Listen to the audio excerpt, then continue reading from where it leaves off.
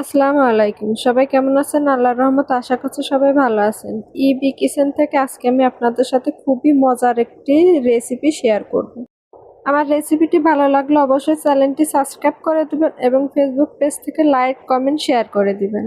আজকে আমি আপনাদের সাথে শেয়ার করব খুবই স্পেশালভাবে ভেন্ডি রান্নার রেসিপি। আশা করছি আপনাদের ভালো লাগবে, আর সেম ভাবে যদি আপনারা ওই রেসিপিটা বাসায় তৈরি করে খেয়ে দেখেন তাহলে বুঝবেন এটা মাছ মাংসের থেকেও খুবই সুস্বাদু। তো আমি কিভাবে ভেন্ডি আর পেঁয়াজগুলো কেটে নিয়েছি তা আপনারা দেখে বুঝতে পারছেন। এখন আমি একটি মশলা তৈরি করে নেব। এর জন্য এখানে অল্প পরিমাণ নিয়েছি আদা কুচি, দিয়েছি রসুন আর 4টে কাঁচামরিচ আমি এভাবে কেটে নিয়েছি। আর দিয়ে দেব একটা পেঁয়াজ আর একটা টমেটো কুচি। এখন অল্প পরিমাণে পানি দিয়ে মশলাগুলো ব্লেন্ড করে নিব।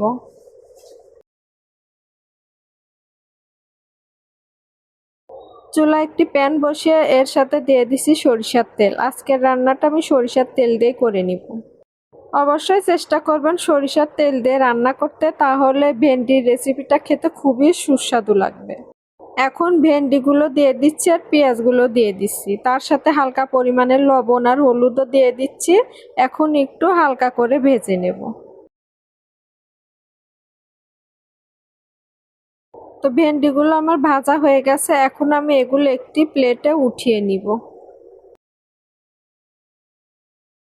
ভেন্ডিগুলো উঠিয়ে নেওয়ার পর আমি আরও কিছু পরিমাণে তেল অ্যাড করে দিচ্ছি আর তার সাথে 2টো শুকনো মরিচ দিয়ে দিচ্ছি।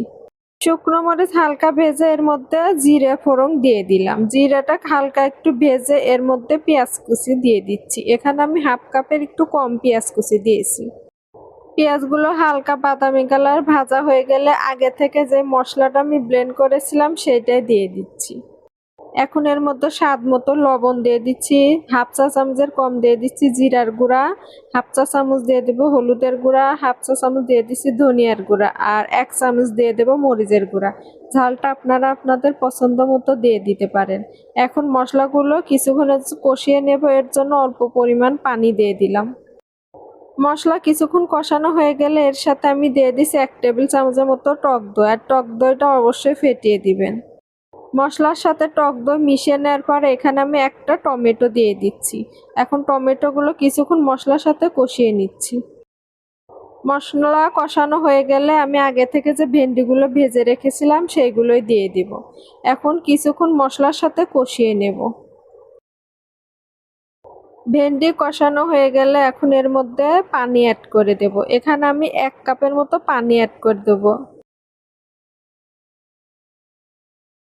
চুলার তাপ আমি মিডিয়াম টু হাইয়ের মাঝামাঝি দিয়ে এখন ঢাকনাটা দিয়ে দিচ্ছি। দিয়ে কিছুক্ষণের জন্য রান্না করে নিব। তো দেখুন ভেন্ডি রান্নাটা একদম কমপ্লিট হয়ে গেছে আর ভেন্ডিটা পুরোপুরিভাবে সিদ্ধ হয়ে গেছে। এ পর্যায়ে আমি এর সাথে অ্যাড করে দেব হাফ চা চামচ ভাজা জিরার গুঁড়া। ভাজা জিরা দেওয়ার পরে কিছুক্ষণ মিশিয়ে নেওয়ার পর আমি এখন এটা নামিয়ে একটি বাটিতে পরিবেশন করে নেব। এই ভেন্ডির স্পেশাল রান্নাটা দেখতে যেমন স্পেশাল, খেতে কিন্তু দারুণ হয়েছে। অবশ্যই আপনারা সেম প্রসেসিংয়ে বাসায় একবার হলে ট্রাই করে দেখবেন, খুবই ভালো লাগবে খেতে। আর এটা খাওয়ার পরে তো মাছ মাংস একদমই খেতে ভালো লাগবে না, মন চাবে যে শুধু বারে বারে এই রেসিপিটাই করে খাই। তো আজকের মতো এখানে শেষ করলাম। আল্লাহ হাফেজ।